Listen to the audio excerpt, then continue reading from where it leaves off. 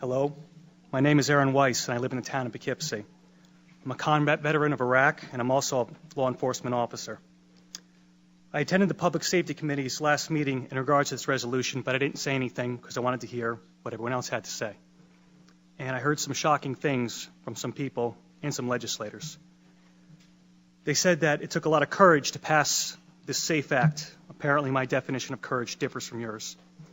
You see, if it was really so courageous a bill and it took so much courage to pass it, then why was it done in the middle of the night when no one could see it or read it? That's not courage. That's a mafia-style sit-down to divvy up what's good for the bosses. Courage is taking the right and true course of action, not the politically expedient one. And anyone who is proud of this law must also be proud of the Patriot Act, the TSA, imprisoning Japanese citizens in World War II, since all these actions were spurred on by emotional fear and rammed through in the name of public safety.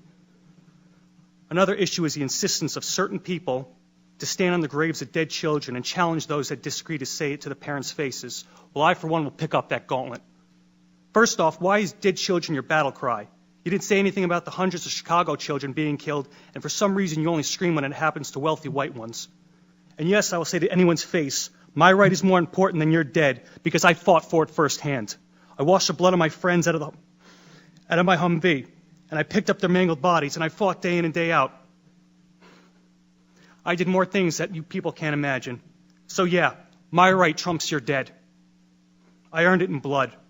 I gave up a lot for this country, including my youth, and better men than me gave up a whole lot more, so that all you, myself included, could enjoy the rights that are guaranteed to us in our Constitution and Bill of Rights.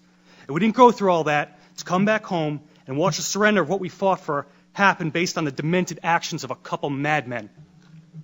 So in closing, I would like to address specifically the legislators we all know who are going to vote against this resolution.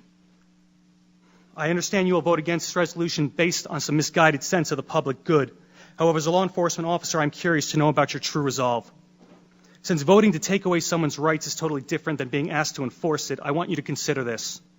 If you support the SAFE Act so wholeheartedly, are you willing to stand with law enforcement members and lead from the front to enforcement? And what I mean by that is if a constituent of yours feels so alienated by this law and the manner in which it was passed that they refuse to comply with it, are you willing to stack up on their front door and go in first?